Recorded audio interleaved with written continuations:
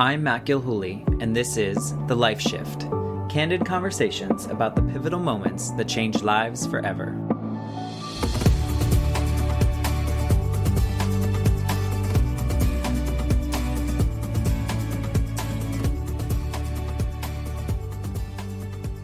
My friend, thank you for joining me on the Life Shift podcast. My goal here is to highlight the pivotal moments that have changed people's lives forever, and I've known you long enough, I think. How long have we known each other? Oh my goodness.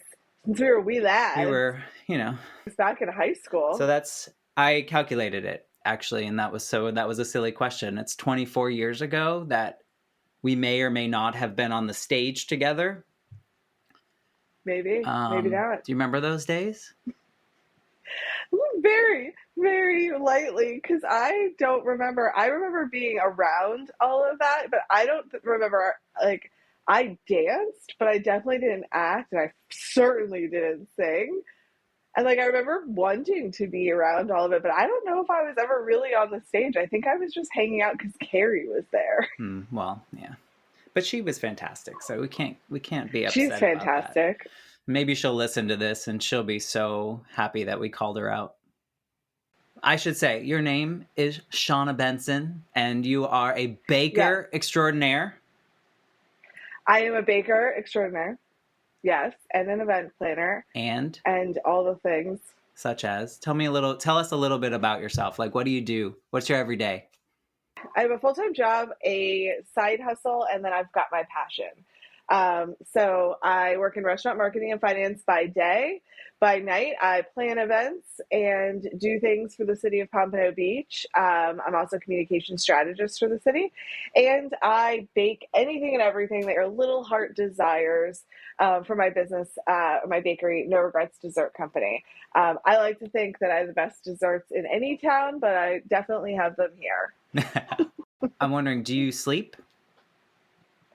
No. Okay. I just wanted to clarify that. I do. Actually, I do. It's really weird. I don't understand. I'm very thankful because all of my jobs kind of go together, and I'm able to multitask. I used to be a 911 dispatcher, and I can multitask like a pro. So I actually do have really good work-life balance. So I sleep about 6 hours every night. That's really all I need. Anything more than that is overkill for me. But everything kind of all intertwines. So I can be on a phone while I'm baking cupcakes and getting things done over here, and be in the on the road and going to see clients and kind of making two things happen at once. So I've been very lucky. I curated my life well in that. All right, so that's kind of why I wanted to have you on the show, because I think that you've curated, I like that word, your life in a way that's inspiring to other people. And in fact, you've inspired me, or AKA pushed me to do certain things. Remember you were like, hey, you know how to do a little bit of art. Maybe you can make some logos for me. Maybe you can do a little design work for me. And I was like, I don't know. And now I'm doing that for other people and actually making a couple dollars here and there. So I appreciate that. But I want to talk about how you curated your life. So how long ago do you think was the thing that switched to something new for you? How long ago was that? That was about 6 years ago. 6 years ago. Yeah, it was 6 years ago. I can remember that exact moment where it kind of all started. Where were you before this moment? What were you doing? Who were you?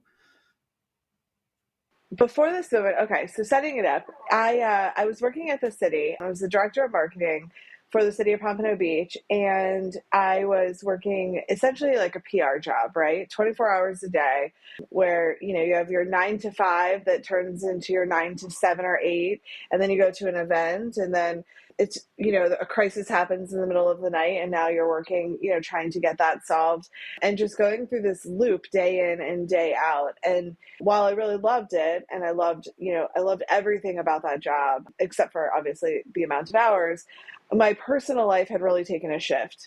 My everything that I had worked for personally, those goals that I had set, having a house and a home, and I was married, wanting to have a family, wanting, kind of this whole white picket fence life just went sour. I, started going through a divorce, found out that my husband had been cheating on me. We were together for 14 years, and everything that I had built and this whole entire goal and dream in life had just came crashing down on the floor around me. And for a while, for a hot minute there, like, I didn't know what I was going to do. I didn't know what the next step was going to be. I had always had this dream because I bake for fun. It was always my, like, Zen moment. Some people do yoga, some people, go for a run. I would come home and bake, and it was the one thing that always just got me out of my head. It got that, like, chatter that's inside. It would stop it. And I could just bake, listen to some Frank Sinatra, and zone out. And so I'd always said, one day down the road, like, we're going to move to Italy, and I'm going to open this little tiny bake shop, or we're going to, move into this small, like, quaint little town and have that, like, Gilmore Girls dream town, right? And open this bakery. And it was always just that, like, pipe dream. And as all of this stuff started to unravel, and, I started to see everything starting to move away from what my current lifestyle was, I started to think, like, I don't know I don't know what I'm going to do next. Like, I'm not making enough money to live in South Florida, and I'm not comfortably in South Florida. And I just don't know what I'm going to do. I had no idea. And one day I walked out, and I was in the middle of, trying to figure out, like, was I going to get a divorce? We hadn't even filed for a divorce at that point. We were, quote unquote, trying to work it out or trying to figure it out or whatever. We were just in this, like, cycle, right? This pattern of, like, there were no answers.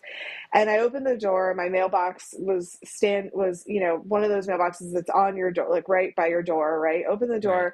Reach my hand in, and I grab out the mail. And inside of that mailbox was a credit card and it was a credit card and a document for a business that had been started that my husband at the time started without my knowledge. And he had, I don't even remember the name. It was something security company, right? And he had always talked about that he was going to do that at some point, whatever. And I literally stood there with those two things, that credit card and that Florida, Division of Corporation paper in my hand, turned around and said, screw it. Today is the day I will make those changes for myself, because while we're in this pattern, he is clearly moving forward with his life, and I am not going to let my dreams wait until something is decided. I walked back in the house, I shut the door, walked back in the house, threw the papers on the table, called a divorce attorney, filed for divorce, listed my house for sale, and quit my job within 24 hours. Wow. So just a small shift is what you're saying. Just like it was a very small, minor blip on the radar. Now, here's a question that maybe doesn't matter, but did you take that credit card and then spend a lot of money and it was only in your ex-husband's name? So I didn't, because you were attached. I was like a deer in headlights. Like, I didn't even know what I was like. I don't even know what to do with this. So I literally just left it sitting there. I may or may not have spent it on another credit card. I may not have ended up in Mexico getting massages and margaritas on the beach with my best friend. Hey, that's how you kick off a life shift. Exactly. We shifted right into Mexico. So it was really literally that moment of getting the mail and seeing that your husband's or your ex-husband's new credit card and new business had just shown up in the mailbox, and you were like, you know what? My turn. Absolutely. Because for the year leading up to that, like, going backwards, we had some problems. I wasn't sure what was going on. I didn't know if he was cheating on me or had a drug problem, or like what that scenario was. But I had felt like I had to help and I had to get there. And then the day that came that I found out that he had an affair with another woman, and you would think that would have been the shift, right? Like, at that moment, and it didn't. And I stood there for a year, like, what are we doing? I don't know, because I didn't know how to change. I didn't know what to do. Hmm. I had no idea. Well, it wasn't your moment. It just wasn't. And so for a Mm-mm. year, I was like, I'm not going to do this because of this. And I'm not going to do this because of this. Like I was trying to calculate what the next step was. At that moment, like nothing else had changed. We were still living in the same house together, going through motions, right? And when that credit card came, in that, like, it was like my eyes just saw it, right? Like everything flashed before my eyes. Like I'm done. Like I have to be out of this because he's looking out for himself and he's looking out for his future. I have not done anything to look out for my future. I have to make a change because if I want this, I have to do this, right? And that was really like what that moment was. And I just saw my life kind of flash before my eyes, and it was just things have to be done. And everything from that moment just started to re-ravel. Like, the year before everything was unraveling and I just started picking up the pieces. Well, maybe that was life, setting you up to kind of move in the right direction. Maybe you needed that year of kind of waffling or being unsure. I always say, like, from a spiritual, right, or like a religious standpoint, that like I I call it the rapture, right? Like I've always said, It's big. it is. And I think for years, or like God had putting things in front of me and saying, like, here's an like alternative, go this way, do this, do that. And like when I would, like, be on my knees, like crying and freaking out, and I would just hear over and over, like, I had to send you through the rapture for you to walk Hmm. away to get to where you're meant to be. And I just wasn't listening. And it was just in that moment that was like, if you think this is happening, like, let me show you who he really is. Let me show you what is Hmm. really happening. And from there, and listing the house and filing for divorce, everything started to piece itself back together. It was like the bricks stopped falling, right? Like all of the Right. crazy, and it just started to build. The rebuilding started to happen, and that was that moment. Like I can play it back like a movie in my head. It's very defined, and you're probably in a weird way grateful for that moment, right? Well, not in a weird way, in a great moment, because it pushed you to where you are now. After Mexico and Yes. after your margaritas and after your massages, you came back, and what was like the first thing you did? Because your house was listed, right? You had Yep. filed for divorce. You quit your job. So now what? Let me give some advice to everyone. Don't do those three things together. Maybe like take a little slighter life shift. Yeah. I just started to finally move.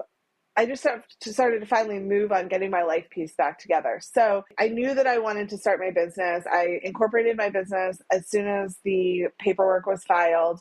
So I filed for incorporation so that at that point, like, confirmed it with my attorney that I could do it and he would have no rights to my future, business. Started working on getting contracts with the city and the chamber and, doing events on the side versus being in that public realm, and started looking for somewhere to live because I was trying and hoping to hold on to this house and stay there, and it just wasn't working out. Really quickly realized that if you don't have a job with verifiable income, you can't live anywhere. Hence your recommendation of not doing all three at once. Right.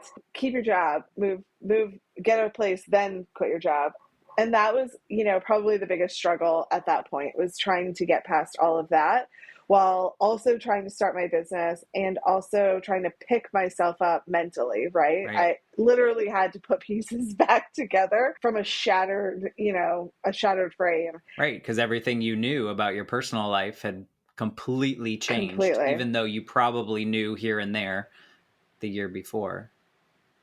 Yeah, I mean, and it just, everything changed. I had never lived alone. I had moved out of my parents' house and into his house. I'd moved in with a roommate at some point, but I had never been alone. Like I'd never paid a bill 100% by myself. I never did any of those things. So much so that when I got divorced, like I didn't have enough credit for anything.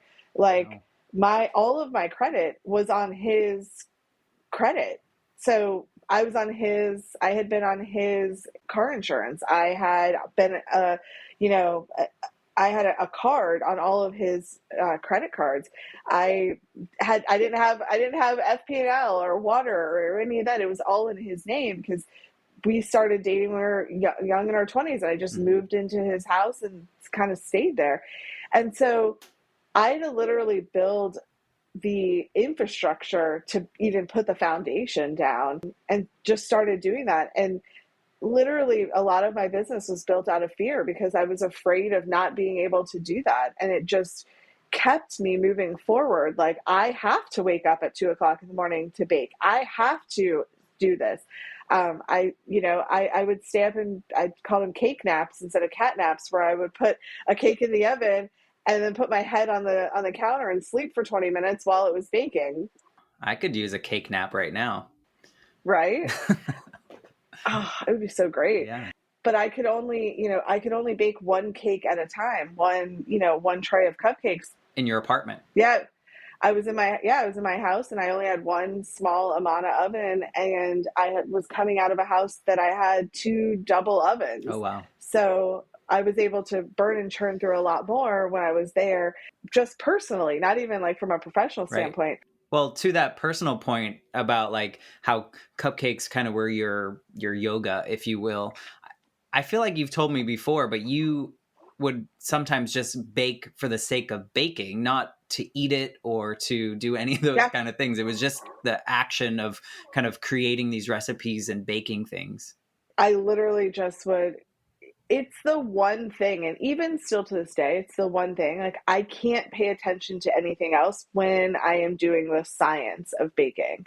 Right? You Because it know, is a putting science. in it is. Yeah. And so Precise. when I'm measuring stuff out and looking and working on that precision, it is then the only thing I've found that stops me from everything else. Answering my phone, thinking about life, thinking about the hard things, all of that. And it's just always been that great space for me. Cooking is different because you can wing it, right? Right. But baking is so precise. So when I would have a really stressful day at work, I would come home and bake 400 cupcakes and try these new recipes. And then And then what do you do with 400 cupcakes? you set them on a table in the front of in your living room and call everyone you know to come get them. Or I did this a lot. I donated them to a lot of places. Yeah. Like I would go drop them off to like a hospital or drop them off. I used to be, like I said, a 911 dispatcher, so I would take them to the dispatch center for the first responders. I took them to some fire stations. I got in trouble I was married at the time. I delivered them to homeless people. Yeah. Like I was just delivering like a dozen cupcakes to a homeless person everywhere. I mean, cake and yeah, dessert brings joy. So you started the business, and then what was like the first milestone that you feel like really boosted you to the next level of that business? Because I want to eventually get to where you are now, but like, what was that first Yeah. milestone that made you feel like, okay, this is what I should be doing, and I can do it and support myself Yeah. through it? So Easter of that year, which was 4 months after I had filed for divorce and did all of that, I was moving out of the houses. The divorce was getting final 2 weeks later. I was moving out of the house in a month, and I decided to do my first ever real like sale where it was priced at market price, and I was trying to reach people who weren't just friends, weren't just whatever. I listed it, Easter cupcakes for sale. I was selling them out of my house. People could come pick them up, and I sold out. I sold 700 cupcakes Wow. for Easter that first year. And I didn't believe that they were worth anything. Like I just like, this is all being done in vain. Like nobody's going to buy these. Mm-hmm. Nobody, I have verbal commitments, but people just say they'll buy it and then just not. Right. I remember I went to Restaurant Depot. I bought 50 pounds of flour and 35 pounds of butter, like, 30 dozen eggs. Like all of this stuff, and it was in my car, and I just remember looking back, and I was like, I don't know what we're doing here, but we got a lot of flour and sugar and stuff. So we're making something happen. Maybe some happy homeless people later. And I even bought like bottles of champagne and offered like a glass of champagne when you picked them up, because I was sure that no one was coming, right? Right. And I just ended up, I had not a line of people, but just a consistent flow of people coming. And I had the cupcakes set up, and you just took a container and picked out the, whatever 12 you Mm-hmm. wanted, and they were $20. And we just had it was such a fun day where like all these people came that I knew, and like they were like, we're so happy you're finally doing this. And we had I had somebody drive an hour south to come get them. And the humbling thing is, over the years, like even with like our friendship and other people that we went to high school with, and people that I worked with 20 years ago, people who met me one day and follow me and then show up at an event, Mm-hmm. and I'm like, I am so proud and humbled that I've managed to keep those relationships over the years, and those people come back and support me, and Mm-hmm. it is the craziest feeling when that happens. Well, speaking from a person in that friend group, we're all proud of you. I mean, the things that you've done, and I wanted people to hear your story that baking for a lot of people is something they enjoy doing. And if they enjoy doing it enough, you could really do something big, like 700 cupcakes in your first kind of outing of selling them. It's pretty impressive, I would say. I really appreciate that. Like it's the thing that like helps me move forward. Like if you know somebody, if you're listening to this and you know somebody that is starting a business or doing something, like find a way to support them, because it is like it's the biggest like driver, it's almost like that like dopamine of like a drug, right? Like that feeling of love that somebody that you don't see every day, you don't talk to every day. I didn't see somebody in 15 years, and they ordered cupcakes from me and were like, come in, we wanted to say hi to you, we're so proud of you. Like that's the craziest thing to me when that happens. Yeah, and to be fair, everyone listening, I'm like 200 miles away from Shauna right now, and so I can't really order the cupcakes because, they wouldn't be as They beautiful wouldn't be when they got here delightful. because we know, shipping is not that Hmm. great. But I try to support in however I can, and I'm always just like I love seeing the things that you create. And so you started your first version of this business, right? And so now Hmm. what is it, just even like 6 months ago, you've kind of Yep. rebranded and you've started a little bit of a new venture and it's opened a couple doors. Can we talk about any of that? Yeah. So, and that I know kind some of of came it's out of secret. some of it is secret, but that is even, another shift. Like over the years, I've been working so hard, and, Benson's Bake Shop was created out of need and like that need to make money and do things. And it, it kind of just, it never took life as a brand. It was never meant as a brand. And I went to Seattle, and it was my first time traveling alone. I'd always wanted to go on a journey by myself, and I'd been planning it for years. And then, COVID happened, and I didn't get to make it to Europe. So I ended up going to Seattle and just had this epiphany walking down the sound, in Seattle, that Benson's Bake Shop needed to die. Which sounds so weird. I needed something that, and it wasn't necessary, and it had no other reason than that I had never connected with that as a brand. I never like made a brand out of it. And like brands should be unique. They should have kind of their own personality. And immediately came up with No Regret. Like, what is it that whatever, and No Regrets Desserts. And I was like, oh my God, that's such a cute name. Whoever has that, that is like adorable. And I sat on the beach at the Puget Sound in Seattle and Googled it, and I was like, does that not exist as a brand? Like, are you kidding me? No Regrets and dessert company. And part of it was that I kept getting asked about my bakery, and I don't have plans of opening a traditional bakery. Right. especially because the word really is defined with like breads and pastries, and when you think of a bakery, you kind of have a vision, and I was never going to do that. So changing it to dessert company really defined who I was and what I was putting on the table for you. And the no regrets had so many in 5 minutes that I had a brand. Like, Right. no regrets dessert company. You'll never regret. The only bite you'll ever regret is the one you didn't take. No regrets on eating it. No regrets of my life and everything I went through. Like, it just culminated everything together. And then changing it with dessert company, it was like, it literally was like a little human was born. Like, Yeah. it had a personality in 2 minutes. Right. It's the fate intervening again. It was just, sitting sitting on the beach, enjoying, gorgeous scenery and really thinking that through. And it was, those are kind of like those two defining moments. And from there, not only did that shift occur again, where like my business started to take off, but like I just started putting that effort in a different way and making each step of that business more meaningful. I didn't just like, pin jello on a wall and hope that it sticks. Like, I started to really be like focused on what I was doing. I wanted to make it onto a reality show for baking. I set these goals, and I had never set goals in my business. It was just like, I'll set out at a market and see if I sell, and I'll do this and I'll see if it sells. And like, I started to build like a 5-year strategic plan for my business. It sounds like you started adding confidence to your brand and you. Absolutely. And it made Mm-hmm. sense. And all of a sudden it clicked and everything made sense. And it was in that moment. I went out afterwards, I got in the car and I drove to a town down the street, and there was an ice cream place there.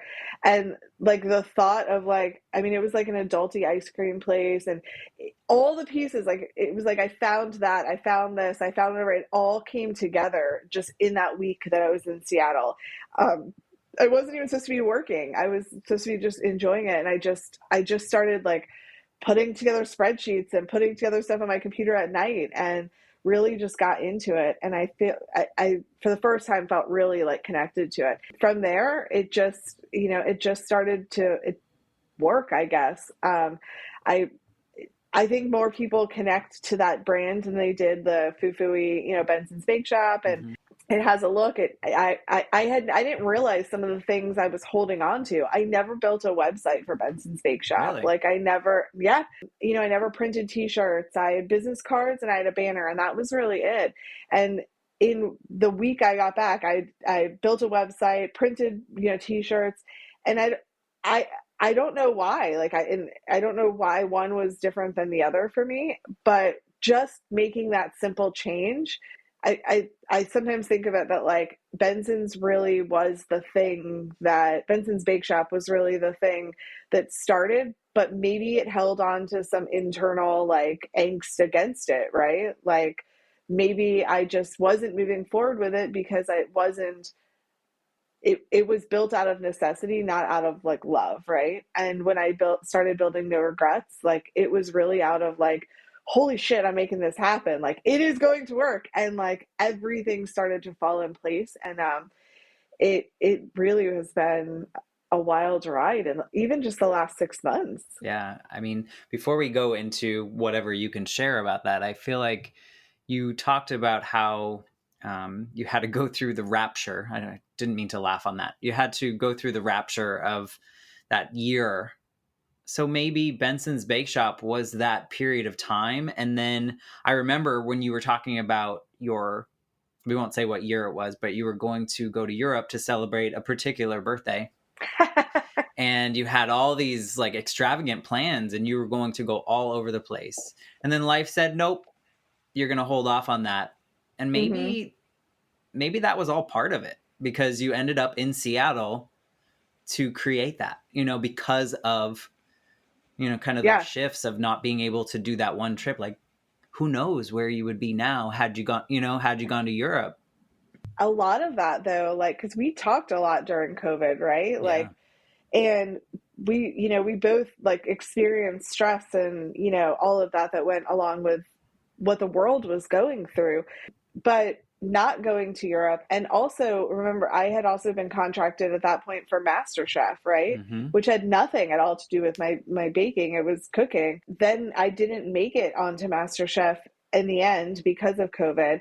And then I didn't get to go to Europe, and I didn't get to have my, we won't say what year, birthday party that I Yeah, was 20th, I planning. think. Yeah, absolutely. It's so crazy. I wasn't even able to drink. And yet such a lover of red wine. But what I did get to have that really made a difference for me was I got to have 3 months quarantined alone in my house to introduce myself to myself. Yeah. And during that time, I, for the first time, wore my hair up. I hadn't worn my hair in a bun or outside of my face in 10 or 15 years. I was afraid of showing my face because I thought I was ugly and had a fat face, and I just always wore it down. I, for the first time, started wearing yoga pants outside of the house when I wasn't going to the gym.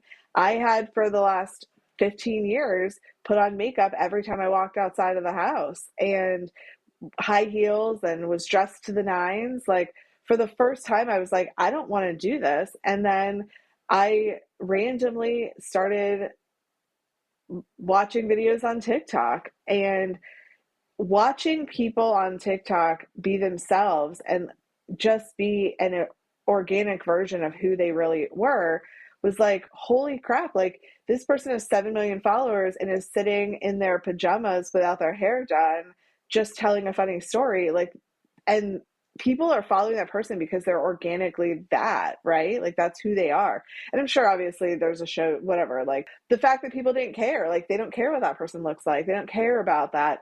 And it allowed me to just start to be myself again.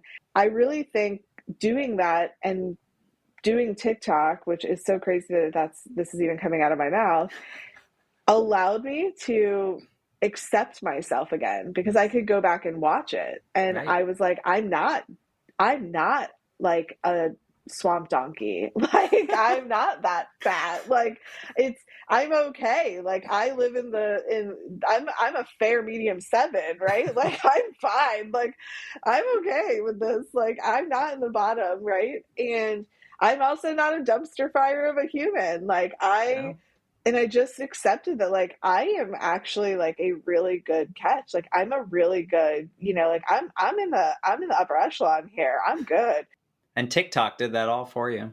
And TikTok did that all for me. Man. And it was just being alone. And Yeah. and then I also wasn't, uh, I think I told you this during it. Like, I was actually more concerned as to why I really enjoyed being alone than Right. why, right? I was like, I'm actually wondering if I should see a therapist as to why this isn't bothering me. Like, and I really loved it. So it was again life-changing for me to be in that moment, and it helped me grow the confidence to start Mm-hmm. doing those things. And so if I had gone to Europe and if I had been on MasterChef and I hadn't had that moment, like I would have my hair and makeup done right now, which obviously you can't see because my camera's not working, but I'm really good with this hobo chic look I have going on. Like, No, I mean, and I don't think you're alone in the fact that during this pandemic, there have been a lot of positive things for people and self-discovery and those kind of things. Same here. But yeah. you certainly have kickstarted a brand new future. Like, what's next for No Regrets Dessert Company? Like, what's next in the cards? So I did finally make it onto a Food Network show. We will get to watch that later this year. So, Excellent. yay. I may or may not know anything. You may or may not know anything at all, but you will know when you get to watch I it, and can't wait. you better watch it. Well, I'm hoping there'll be a watch party at your house, and we'll I all know. be I'm down there. hoping that you're coming down here to Yeah. watch it with me. Mm-hmm. So that's kind of put a little more fuel to the fire for me. I'm opening a space. I'm leasing a new space, or not new, but my first space for the dessert company that I should be moving in by April. and hopefully open, and then open by the summer. So by the time it airs in later this year, I'll have an actual space that are able to do it. I'm moving out of my house and out of the commercial kitchen, and I'm going to make it real. It's going to be real. Like it's, Awesome. and then we're going to start doing some stuff where, maybe in Orlando, you can get some stuff that will be shipped out. And becoming more of that like nationwide brand is really the goal. So Excellent. Well, I am looking forward to seeing what's next. I feel like I sometimes get a little preview and then it actually happens, which is super cool to see and super inspiring. As I said earlier, you're always kind of pushing me to push my own boundaries, and I appreciate that. And I hope that whoever's listening to this can also hear that, like, this just started as something that you love to do that calmed you down, and now it's like driving your life, which is so cool. yeah. So thinking about that, I mean, that pivotal moment was a rough period in your life, but Mm-hmm. it birthed this, right? So what are you most grateful for about opening that mailbox? Like, is there something that sticks to you? Yeah, I'm most grateful for the opportunity to see it with concrete knowledge in my hand, that I think so often in relationships, whether they're friends or like intimate relationships, marriages, whatever, that we put so many other people ahead of us, right? And we constantly are like, I have to give this person and give and give and give. And then you give so much that you get to a point where there's nothing left of you to give. You're only giving that person, right? Mm-hmm. And even in those situations like in this, where it wasn't ideal, we were really going down the road of getting divorced, and I was still giving everything I had to it in order to save it. Right. If I went back in time, I would have walked away so much earlier on, because my needs were no longer being met, Right. and I knew what was happening. In my gut, I knew what was there. I knew it was time to go. I knew it was time to walk away. And I chose someone else's life over my gut instincts. Mm-hmm.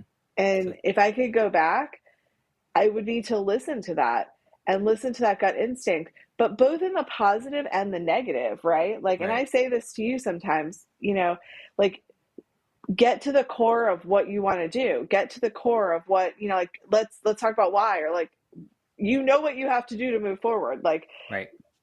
that thing. Like, and so in learning to listen to that on the negative side, right? It also forces you to, or like opens up the can of worms to like listen to it on the positive side. So if somebody else is saying like, no, this isn't going to work, or like, being on a show means that this, but like people are going to say this or whatever, like my gut instinct is to do it. So I'm not listening to those things that are going to hold me back. Like, I just do it. I'm not looking for other people's opinion necessarily. Like, if it's something negative, I'm going to hurt myself, Right. obviously. Like, I'm not going to skydive, right? Like, without a parachute. But, like, listen to that gut, Right. but do it in the negative and in the positive. Do you think if you had not opened that mailbox that day, you would be where you are? I think I would have held on for a lot longer. Mm-hmm. And I would have believed in something. I would have believed in his words. I would have, Right. I would have held on longer. And I don't know what holding on longer would have done to me. In that year where things weren't changing and we were in that holding pattern, Mm-hmm. a lot of damage was done to me. Yeah. You lost yourself. Emotionally and mentally. I lost myself, but I also, I spent 5 years after that just trying to undo the damage Mm-hmm. that had been done. And if I would have held on any longer, like, I don't know if I would have come out of it, Yeah. like there was some really serious like mental damage that was done there in that holding pattern. And if I didn't see that at that point, like, would I have been able to get out of that? Would I have been able to, I don't know if I'm allowed to curse on this, but the best way to say it is, Well, you already did. right, because that's who I am. But would I have been able to unfuck myself? I don't know. Like, Right. I was at a close period of that. I don't know if I took any more damage that I would have been okay. Right. And that moment it really changed it all. And it made me stand up for myself. So, kind of distilling that down, it's almost as if your advice to someone that's kind of waffling in a position is to really listen to your gut and kind of take those chances on the things that bring you joy and fulfill you. Because if you don't, you never know how that's going to turn out. Would you say that's fair? Absolutely. It's listening to your gut and not letting fear be the driver to your life, right? Right. Like, I was afraid of what the other side would be. I was Mm-hmm. afraid that I wasn't going to be able to do this. And then when I saw that piece of mail, I realized that I just had to jump to the other side and start figuring it out. Because had I failed in the business, the reality of that is that I would have just had a different job, right? Mm-hmm. Like, it would have been okay. I wasn't going to be homeless. I was going to either get a job doing something, and I had a good job. So the likeliness that I would get another good job was probable, right? Mm-hmm. Like, so there really was anything. The only thing holding me back was that I wasn't listening to my gut, and I was afraid of taking that next step. And then taking it, now you're just walking in the journey, right? Mm-hmm. Like, just do it. Like, what is it going to do? And one of my favorite things, and I listen to it, or I've listened to it a lot, is just, going back, and TED Talks are great, and listening to all the failures that people have had, listening to the failures of Edison, listening to the failures of Einstein. Like, we only know the positives, but how many times did it take to make the light bulb, Right. right? Like, it was like 287 failures and one worked.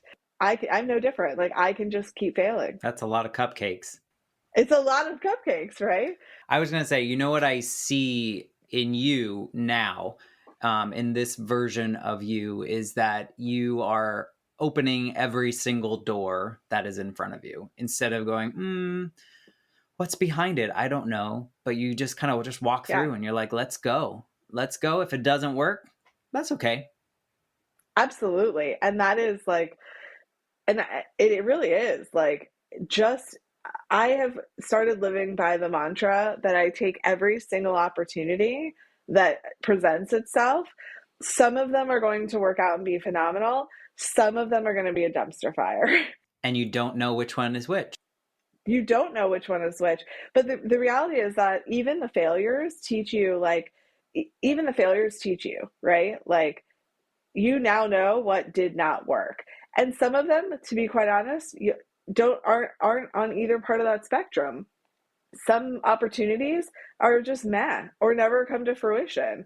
But it's great because then that, like, like a great opportunity for an event, per se, like to do my cupcake set, right? Like, it may not have like, there was an event once and it didn't pan out that I was going to do, and it was going to be really huge. And then I didn't get an opportunity to do it like I thought I was going to, went to it, and what was supposed to be 5,000 people was maybe 50. And I would have overbaked for it. But it taught me to ask the questions about it, to know ahead of time whether or not it would be profitable for my business, and not just to jump at something because it was there. So every single opportunity, whether it's good, bad, or just who cares, is a lesson. And it's worth taking. It is. It's 100% worth taking. Take every opportunity you can. Figure it out later. Put it on your credit card. Well, or someone else's, Or someone else's. I want to thank you so much for sharing your story. I learned a lot, actually, and we've been talking like every day for years now, and I just appreciate you, and I thank you for sharing your story. I think that there are a lot of people in similar positions to the girl that went to that mailbox that one day, and I think that they can learn from your story and maybe order from No Regrets Dessert Company. So anyway, thank you, Awesome. bye-byes. But thank you, bye-byes. I do want to say thank you for being the first person that I get to talk to for this podcast. And there will be many. Oh, there's going to be so many. Maybe like 4. Yes. I Anyway. mean, you know, 4 is more than it was before. Exactly. Got to take every opportunity, right? That's right. Yes. All right. Awesome. Thank Well, you, thank my friend. I appreciate you so very much. Absolutely.